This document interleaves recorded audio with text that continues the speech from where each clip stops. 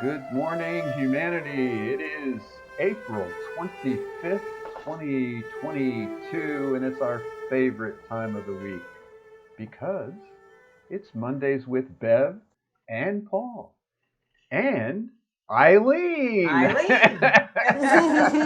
Good morning. All right. Good morning, Bev.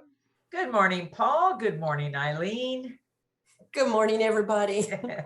All right, so we have a special, always we do the Monday before our workshop. We try to bring on the person who's doing the presentation. And so Eileen Webster is our presenter, and we use Mondays to find out a little bit about them, not necessarily what they're going to present about the topic, which is be pain on Thursday. So Bev and I are going to drill Eileen here for a little while and find out who she is. Who are you? Who are you? You just spent a whole weekend finding that out. So tell us, Right. who are you? Or who you're not. I am you. You are me. We're all Oh, one. praise the Lord. There you go. There it is. All right. So tell us a little about your, why are we bringing you on to talk about pain? First of all, what's your professional history and how you even got involved in that? Right. So I'm actually a pharmacist. I had a drugstore back in Colorado for almost 20 years, a little independent pharmacy in a rural mountain town called Fairplay. And, but in 2019, I moved from Colorado, or excuse me, in 2017, I moved from Colorado down to Marana, Arizona, which is just northwest of Tucson. And I was in a local cannabis dispensary, right? And I was observing the interactions between the, what we call the bud tenders. Those are the young people that work the counters there, the technicians, right? I was observing the interactions between these technicians and the novice medical patients, right? Well, mostly because it was a busy day and I was waiting my turn to get my pain medication.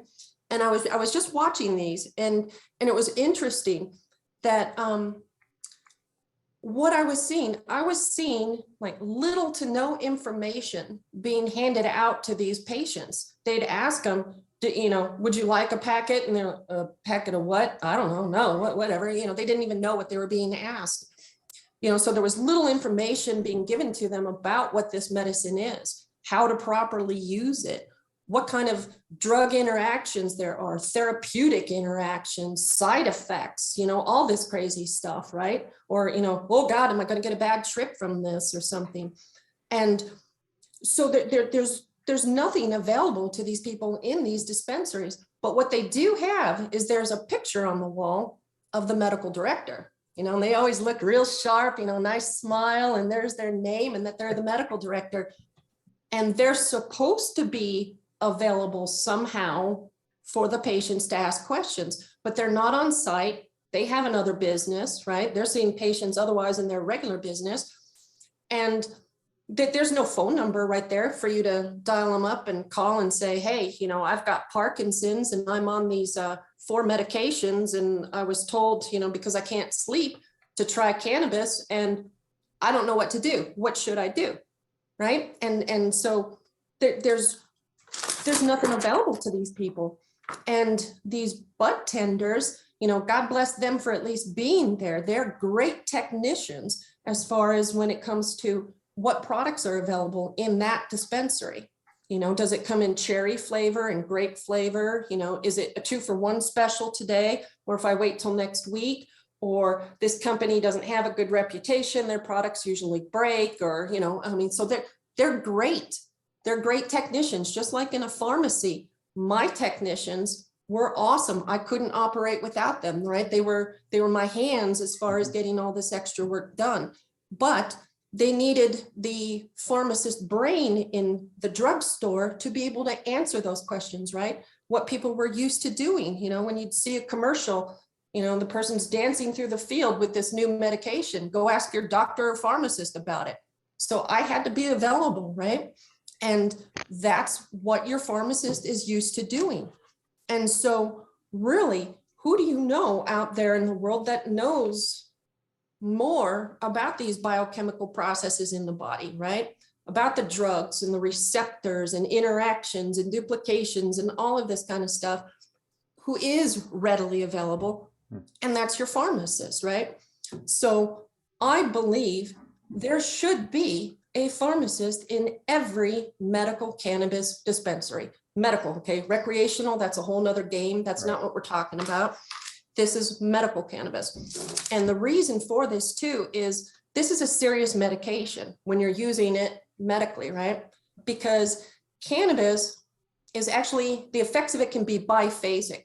So we can actually cause the symptoms we're trying to treat or relieve, right? So if you're going through chemotherapy and the nausea is out of control, and we select the right strain for, you just randomly go in, right? And you try to select a good strain. Well, that could be one that's known more for being more stimulating or making you sleepy, or this one's better for inflammation, that you really need one that's, you know, working more heavy on your nausea. So you need help that way. But then if you don't know how much to use, you try a little bit and you're like, oh, I still feel sick. And you try a little bit more and a little bit more. And then, okay, I feel better. Oh, but now I'm sick again. You don't realize that you've just thrown yourself over the line from that therapeutic window that we want you in back into now causing these problems again. And so, plus there's also no established doses, right? It's not like Tylenol where there's, you know, junior strength, regular strength, extra strength, or anything like that, or children's and adult Robitussin or anything like that. It all depends upon where your endocannabinoid system is at. So, you know, if you're too far this way, too far that way, you know, everybody's endocannabinoid tone is a little bit different. So the dose is going to depend upon where you are. Where do we need to bring you back into balance? And also how sensitive you are. If I give you a little dose, are you just going to go this far? Or are you one who a little dose is going to send you this far? So that's why one size doesn't fit all in these dispensaries. That's why you need a pharmacist to be guiding you through product selection, through how to properly dose, through, you know, just through the whole process, right? And so that's my goal, is to get somehow a pharmacist into these dispensaries. So how did, let's go back a little bit here. How did you even get into, like, what brought you to even get into cannabis? What's your personal story of wanting to work in this? Why did you even leave Colorado to come down to Tucson? Right. So life was grand until a genetic connective tissue disorder that I have called Ehlers-Danlos syndrome reared its ugly head. And it started off with, you know, just multiple joint dislocations. You know, all I had to do was aggressively point across the pharmacy. No, it's aisle 3. And oh my gosh, I would pop a shoulder out or a rib out or my neck or something. It was just simple injuries like that that wouldn't heal. And again, since it affects all the connective tissue within my body, you could imagine this affects the muscles, the tendons, the ligaments, the fascia, everything hurts.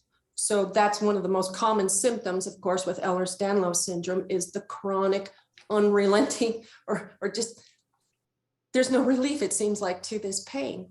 And so, of course, as a pharmacist, I've got all these, you know, resources at my fingertips. I've got the ibuprofen, I had the Tylenol, I had herbs, I had vitamins, everything in this store, and I was trying everything, nothing was working. So of course I go to my doctor, help, I don't know what else to do. So what do they give you? But here's a pain pill, it's okay. Like, well, no, I don't think these are okay, because I learned in school this, and they're like, oh, but you know what we were taught in school, I guess, is wrong. They've come out with new studies now that show you can't get addicted if you're in chronic pain, that you know your dose better than the doctor knows it, and so you should be in control and just take as much as you need. I'm like, these studies make no sense. Who's doing these studies? Well, the drug manufacturers, of course. So I didn't agree with this, but I didn't know what else to do. So I took my first pill and it helped. So then I took the second one when the first one wore off. And then when the second one wore off, I took the third, and and here you go. You're a couple years into this, and your pain is now dependent upon these medications. Plus your emotions are all over the place, and life just kind of spirals out of control, right? And so that's it. I decided no more of these. So I literally locked myself up in the house for a couple of months, took my last pill, flushed the rest, and decided I'm going to figure out how to handle this pain otherwise. But the withdrawal was terrible. And I didn't know what else to do to treat the withdrawal, but use cannabis. I used it for the nausea. I used it for the, being able to sleep, for the muscle spasms, and for some of the pain. And then I noticed, wow, this is actually working better for the pain than any of the other remedies I had tried in the past. There's something going on here. But we moved to Arizona just to get out of the altitude and closer to family and more medical resources than that crazy little town we were in. And so when I got down here, I decided, again, there is no way I'm ever taking one of these pills again. But my pain started coming back down here due to other factors. And those other factors I found out were actually because of food allergies to the fresh foods that I now had available to me here. But anyway, so my pain started getting bad again. And I ended up back in the dispensaries looking for solutions. And it was when I saw all this going on that I decided I'm on this mission, right? So, but this is not something they teach you in medical school. So I went on a mission, self-educating, finding every program I could find out there until I became Arizona's first certified clinical cannabis pharmacist. Right on. And so That's my awesome. mission is to just help people with pain, with chronic pain, either reduce their opioid dose, get off that dose, or just prevent them at all just by, using cannabis and other, modalities, but cannabis at least to get that pain and these other symptoms under control so that you can move forward with your life and start doing these other things you need to do to get yourself out of chronic pain.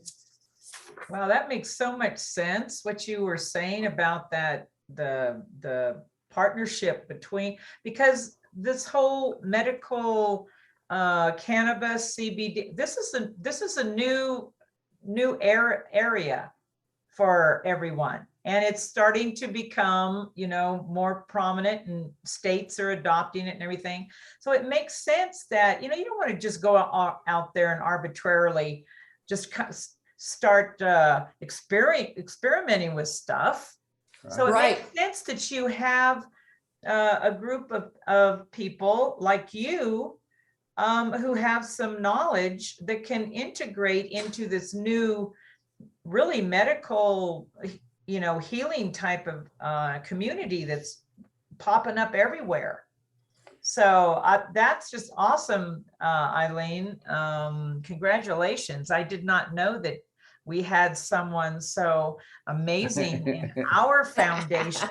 Right. So, yay. Eileen is going to present more about pain and things that you can do for it. And we do know that Eileen is also a part of the BioTouch family. I mean, so you find that things like BioTouch work with the cannabis programs too?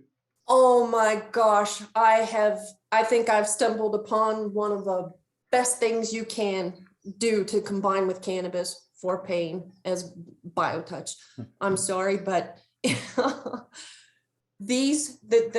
a pain patient, you learn to disconnect from your body. You start to disconnect and almost you want to escape it because it hurts so bad to be in your body. Yeah. And BioTouch is a way that you can gently reconnect with your body, and also begin to unwind this whole crazy process that has developed. This tightly wound spring that has become chronic pain can now start to unwind, and you can pull it out and look at all that's going on. That's beautiful. I love that. So it's interesting. We might just keep you on here because the title of this show was Grateful for BioTouch. And so Bev and I were talking, and maybe the three of us, so we'll let Bev take over here for a little while too. We'll keep you on, Eileen, and we can all build on you know, this. I gotta say, for with it? I gotta say, only because we know Eileen's history. We've kind of been on that journey with her since she came and found BioTouch. But I know personally that how grateful she is that she found BioTouch, because what I've noticed is she's gone into these other areas through that. We always talk about that self-awareness that BioTouch brings to us. And we remember Eileen when she first found BioTouch, and we can see, and she's always talked about how grateful she is because of the awareness that BioTouch has helped her to unravel and unwind and be able to participate in her own body and in that journey consciously. I mean, you know, for me, I have always, it's almost like the new affluency that Paul and I have talked about before that BioTouch can bring, is that it actually allows us and opens us up to being grateful. When you're in pain and suffering and so dark that your body, you want to escape your body, you cannot, what are you grateful for? You can't pierce through that fog, right? So again, BioTouch on so many different experiences within our own lives allows us, you know, not just physically, but everything opens up, and that in that self-awareness, you realize that gratefulness that you can identify with, that you can acknowledge now. Yeah. So Eileen, you and I, we went to this conference this weekend, right? And a lot of gratefulness for BioTouch, I know for me, came up, you know, that it's easy, that there's no levels, you know, that one part of it is I'm grateful that it's like this ancient, you know, I've heard numerous times, it's ancient shamanic healing, it's ancient Egyptian healing.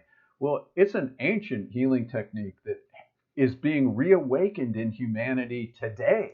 We've all brought this healing technique, and what's nice about BioTouch is it's a gift everybody brought, and now we just need to all share it. You know, it's you know, you see people know it already, and Yeah. so the gratefulness of having the ability to share it freely with people. So yeah, I'm very grateful all the time that I am part of this. We call it a revolution, but we're ancient. So we already carry, and we said this many times, we carry a lot of ancient DNA memories in our cells and everything. One of the things that we carry within is remembering that we all here to do BioTouch. It doesn't always have to be trauma that's locked in ourselves.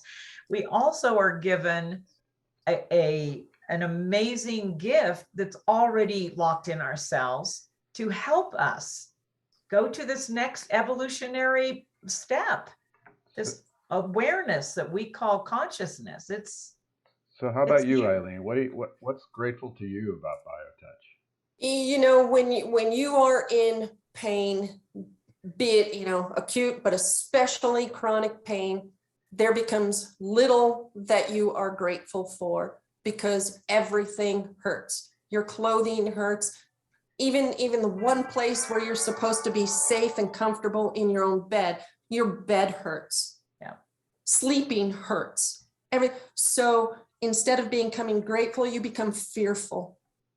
Fearful of everything, everybody, all the doctors, and even folks that can help you, because you've been hurt so many times, not just physically, but emotionally by the medical system, right? that I'm so grateful that here is something I don't have to pay for. Here is something, you know, when I'm already broke because I can't work. Here's something that I'm grateful that I can just, the next to me in bed can help me with, and I can help them. I'm grateful that it is so simple that there's no crazy guru that you have to chase halfway across the country and wait 6 months for them to get up on stage and hope that you get the vibe from them that heals you. You know, I'm grateful that there's no fear involved in it, where there, you know, if you don't do it right, some negative entity is going to jump onto you, and instead of healing, you're now going to get sicker. You know, I'm just, how much time do you have? We're actually out of time. We just did 20 minutes, ladies. And we just started. So, you know, join us every Monday. We'll bring Eileen on some more of these fun things. But tune in Thursday evening, 6 p.m. Tucson time. You can live stream it. We also post it, and Eileen will send out another post with the YouTube link if you're a YouTube watcher. But join us. Eileen will present probably, I'm sure, a very detailed explanation of pain, how we get it, how we can help ourselves, all the different ways to do it. Go to her website, just launched, Medicate-Ed, Medicate-Ed.com. I love it. I love it. We appreciate you, Eileen. Oh, yeah. Thank you, Bev. I appreciate you guys. All right. We'll see everybody Thursday evening, and Thursday, if not, next 6. Monday. Bye, all. Bye.